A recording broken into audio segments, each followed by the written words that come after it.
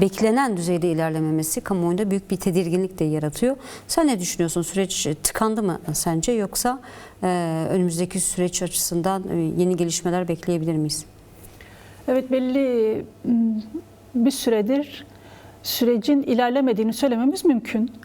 Yani özellikle yani bir önceki bayramla beraber ciddi bir beklenti durumu söz konusuydu. Çünkü belli açıklamalar yapılmıştı. Atılması gereken adımlar vardı. Bunlar bizzat iktidar tarafından söylenmişti.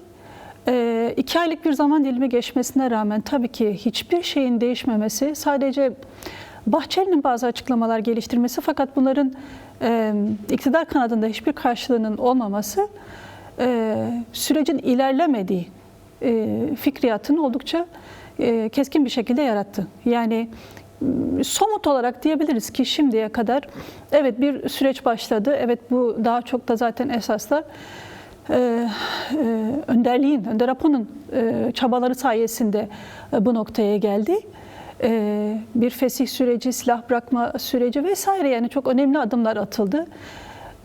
Aslında en önemli adım da toplumların bir arada yaşaması, ortak bir zihniyet geliştirilmesi noktasında aslında nasıl diyeyim, hani bir başlangıç olması açısından birçok şeyin, sorgunun başlandığı bir zaman dilimindeyiz. Fakat bu sürecin gereklilikleri, özellikle silah bırakma sürecinin ilerletilmesi, bu konuda yapılan konuşmalar, bunların hepsini bir araya getirdiğimizde ilerlemiyor süreç. Bu konuya dönük de Özgürlük Hareketi'nin, Kürt Özgürlük Hareketi'nin yaptığı açıklamalarda sürecin donduğunu, evet, biçimde tespitleri var. Yani çünkü tabii ki böylesi bir süreç hem Önder Apo hem onlar arasında hem de devlet arasında yürütülen belli şeylerin olduğunu söylemek mümkün. Çünkü yani bu konuda bizim anladığımız bir çeşitli görüşmelerin de olma ihtimali var ki bu konuda çeşitli yazılar da yazıldı. Hem telefon görüşmeleri olduğu, hem bunun dışında da yani bir fiili görüşmenin sürdüğünü belirten yani olma ihtimali çok yüksek. Demek ki bunlarda da çok ciddi bir gelişme kaydedilmemiş. Buradan yola çıkarsak yani yapılması gerekenler aslında önemliydi. Yani yasa tasarıları vesaire, aslında birçok şeyin gündeme gelmesi gerekiyordu. Yine madem silah bırakılması isteniyor, bu silah bırakmanın nasıl olacağına dair özellikle iktidar kanadından bir görüş gelişmesi gerekiyordu. Ancak biz son dönemde sadece bazı kelimeleri duyduk. Teyit tespit biçiminde. Yani böyle sürekli tekrara da dönüştü.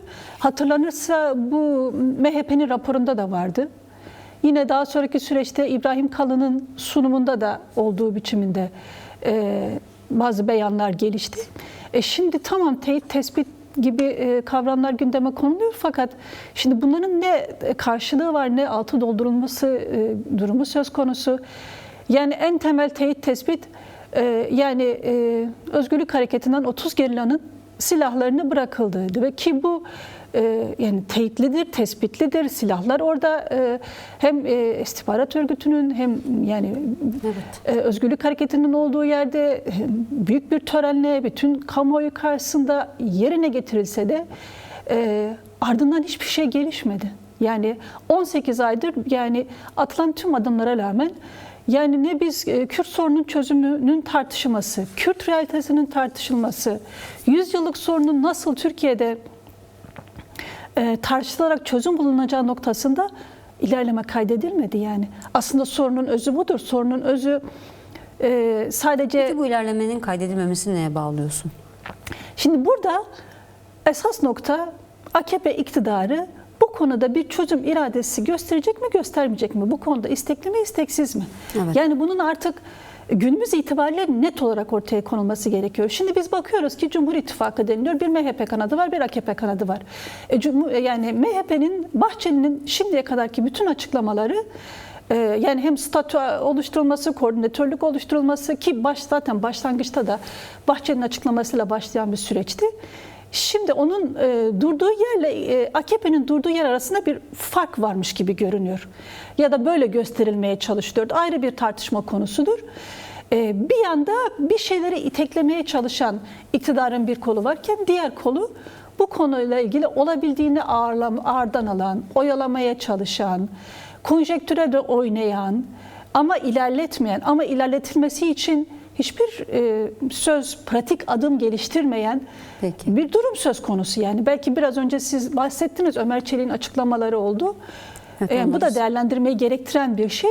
Fakat sonuçta şimdi. 18 aydır yani ne bir yasa ne bir bu konuda Kürtlerin durumunu, sorunu tartışma noktasında, kamuoyunun gündemine konulması noktasında iktidar kanadından böyle bir açıklık görmek mümkün değildi.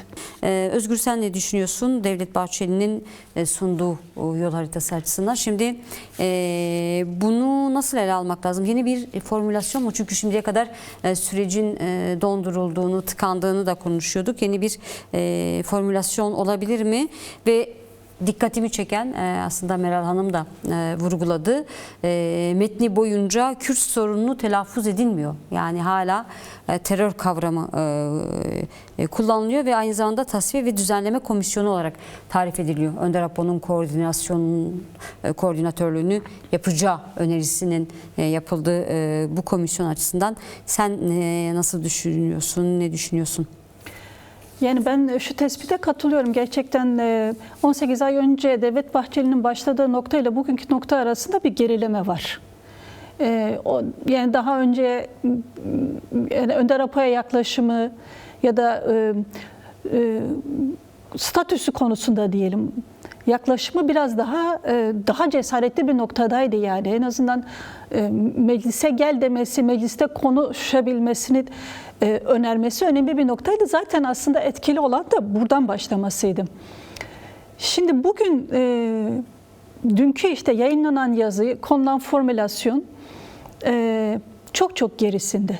Yani sorunu tartışmaktan, çözümlemekten öte sadece işte biz bu silah bırakma sürecini nasıl yapalım, nasıl sonlandıralım ki bir an önce işte terör dedikleri kelime bundan kurtulalıma endekslenmiş bir süreç yaratılmaya çalışılıyor ve Bahçeli'nin de önermeleri genelde ağırlıklı kısmı buna odaklanmış durumda. Yani işte Cumhurbaşkanlığı Komisyonu'na, Cumhurbaşkanlığı Yardımcılığına bağlı bir komisyon önerisi var. İşte merkez modelleri var. İşte bunların aktarılacağı yerler vesaire vesaire. Aslında bir mekanizma oluşturma. Bu mekanizma nedir, nasıl oluşturulma noktasında aslında ciddi bir önerme yapılıyor. Yani her ne kadar içerikte işte ortaklık bilmem ne vesaire işlense de asıl odaklanılan noktanın bu olması elbette ciddi eleştirilmesi gereken ve yani Kürtler nezdinde de karşılığının olmayacağını söylemek gerekiyor. Çünkü yani yapılan önerme bile yani işte bu işte Cumhurbaşkanlığı'nın yardımcıya bağlı komisyon işte istihbarat teşkilatının yapacağı tespitten sonra işte çıkarılacak yasa yani bırakıldıktan sonra biçiminde geliştirilen yasa ki bunun içeriği nedir, ne olacak geçmişte uzun bir süre etkin pişmanlık vesaire vesaire tartışıldı. Buna ilişkin hiçbir şey yok. Mesela o yüzden de çok eksikli. Yani artı önermeler kendisi içerisinde de çok çelişkili. Yani şu işte hem Önder Apo'nun pozisyonu için hem bu işleri aslında o yürütsün ancak o yürütebilir. Onun yürütebilmesi için biz ona iletişim imkanı verelim. Örgütle görüşme imkanı verelim. Çünkü bunu ondan başkası yapamaz ki bu kabulü de önemli aslında bizler açısından. Yani şimdiye kadar bunu bu düzeyde itiraf eden bir yaklaşım olmamıştı. Doğru, gerçekten bu süreci ancak Önder Apo yürütebilir. Mesela biraz önce bir özel program yayınlandı ve Kürt Özgürlük Hareketi'nden Helin Ümit de aynı şeyi söyledi. Bu değişim ve dönüşümü ancak dedi Önder Apo yapabilir. Yani başkasını kesinlikle bu süreci yürütemeyeceği noktası önemli. Bunun kabulü de önemli. Ama dediğim gibi yani şeyler çok çelişkili. Yani hem bunu kabul ediyorsun hem de diyorsun zaten o Kürtlerin önderliği değildir. Yani Kürt halkını temsil etmiyor. Çok çelişkili. Bir de mesela şimdi ben mesela bu belgeyi okuduğumda, bu formülasyonu okuduğumda Yani ben şunu düşündüm, bu kime karşı yazılmış, kimin için yazılmış? MHP'ye dönük mü yazılmış, iktidara dönük mü yazılmış, Türkiye kamuoyuna dönük mü yazılmış, Kürt halkına dönük mü yazılmış? Yani buradaki hedeflenen kitle nedir ve bunu yaparken ne elde edilmeye çalışılıyor? Kime asıl İşte bu işi yapalım demeye getirmek istiyorum. Çünkü bu gerçek ki MHP iktidar ortağı olmasına rağmen bu yönetim işleyişinin hiçbir yerinde yoktur, hiçbir bakanlığında yoktur. O zaman bir fiil aslında burada çağrı iktidara, yani AKP'ye de yani yapılan bir çağrı söz konusudur. Yani bu mekanizmaların geliştirilmesi gerekiyor. Aynı zamanda kendi tabanına dönük de işte ben bunu söylerken, ben işte koordinatörlük derken asıl kastım buydu. Ben işte statü derken asıl kastım buydu. Biçimi de kendi tabanına konsolide etmeye çalışan bir çaba da söz konusu. Bu yüzden de bu formülasyonun yani içinde çok ciddi çelişkiler de var anlatılanlardan. Ama hani bazı şeylerin bu düzeyde itiraf edilmesi önemli yani. Yani işte gerçekten Önder Apo'nun pozisyonunun ne olduğunu kabul edilmesi açısından da önemlidir, sürecin yürütebilmesi. Fakat bu bir formülasyon ya da bu formülasyonun karşılığı var mı? Çünkü Kürt Özgürlük Hareketi bu şimdiye kadar bu noktada ne kadar net olduğunu söyledi.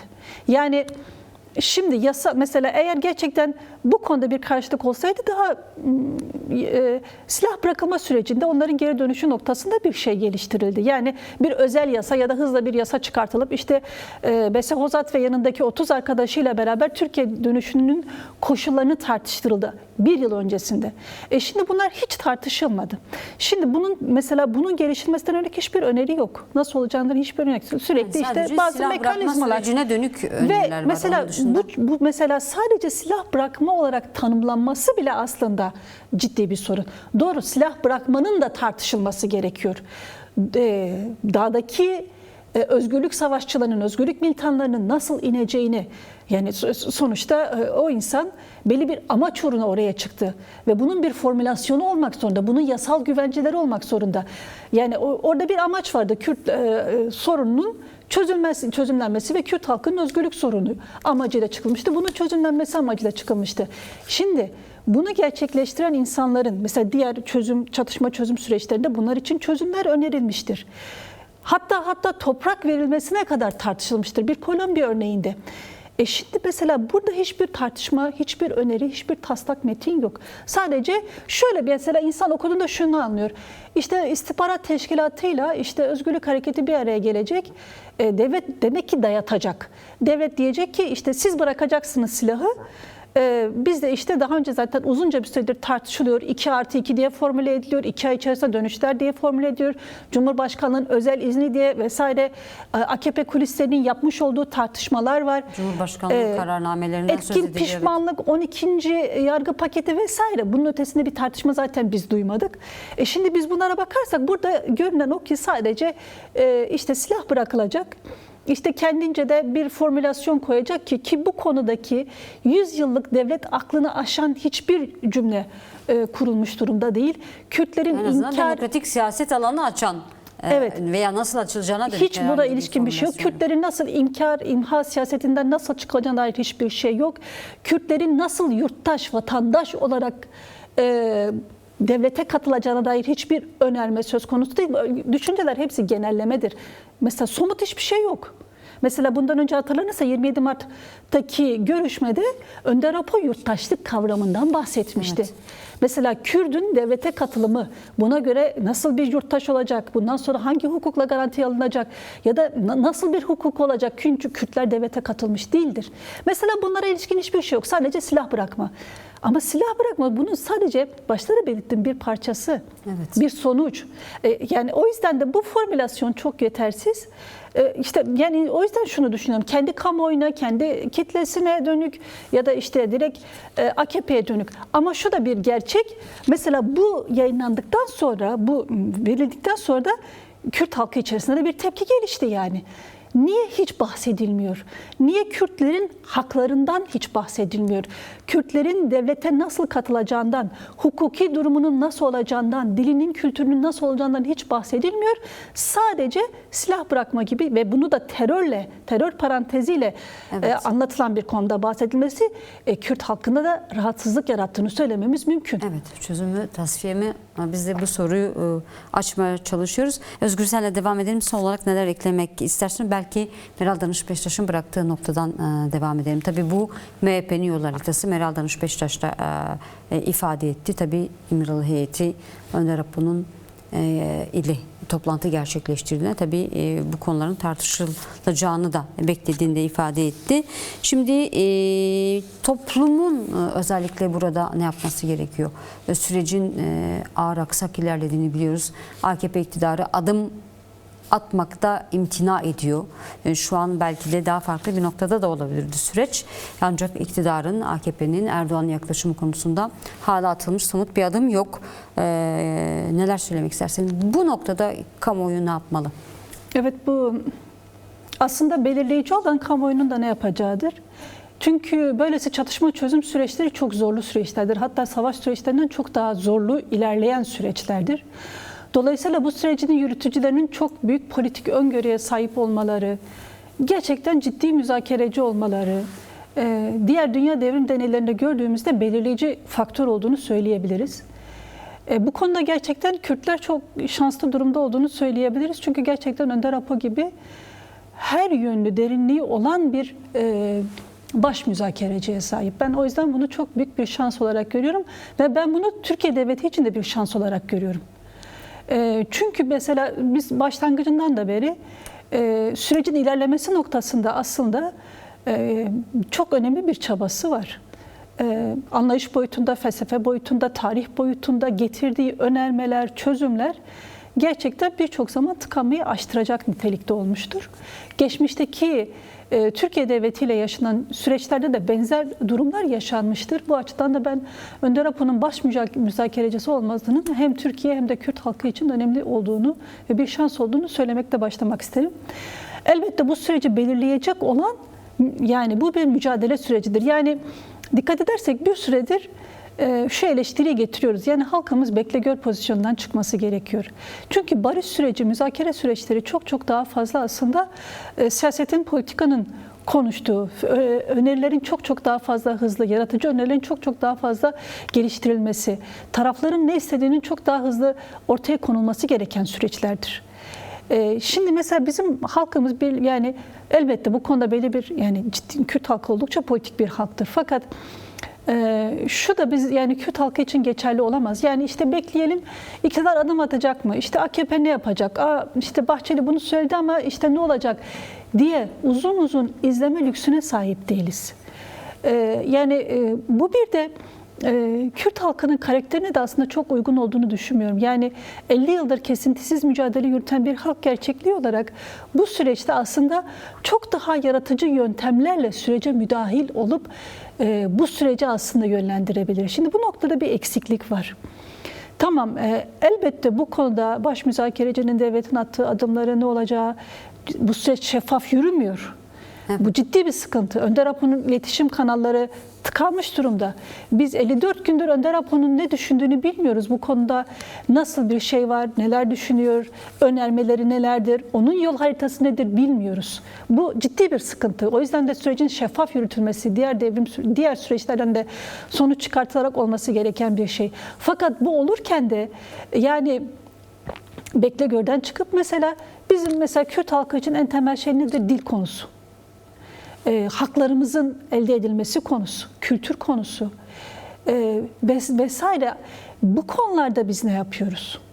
Barışın hem kendi halkımız içerisinde hem de Türkiye halkına karşı anlatılması konusunda biz ne yapıyoruz?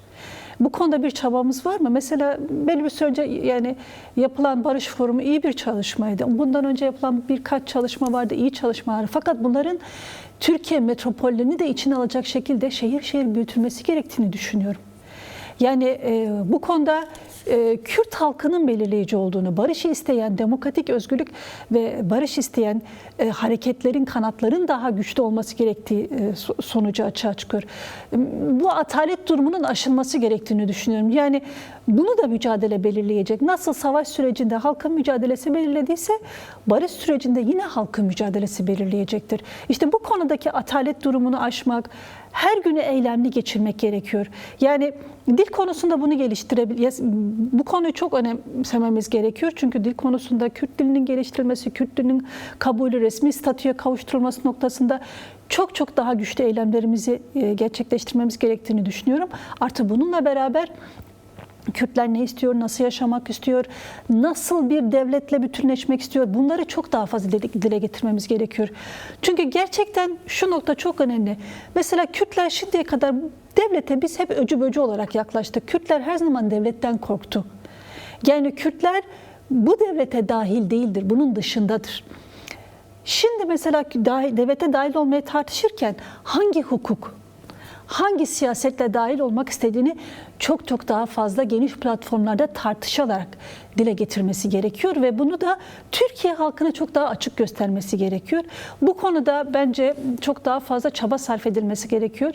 Bu süreç bekle gör, işte kim nasıl adım attı süreci değildir. Ve bence özgürlük mücadelesi veren bir halkın karakterine de çok şey değil. Eminim çok hani halkımız bu konuda çok aslında yani anlık bütün gelişmeleri takip eden bir halkımız. Çok dünyanın birçok yerinde insanlar siyaseti takip etmeyi bırakmışken Kürtler için bu durum söz konusu değildir. Kürtler yakinen kim ne konuşuyor, ne yapıyor, kendisi ne istiyor takip ediyor. Fakat bunun yüksek sesle artık ifade edilmesi, eyleme dönüştürülmesi gerekiyor ki bir toplumsal basınç oluşsun süreci yürütenler üzerinde.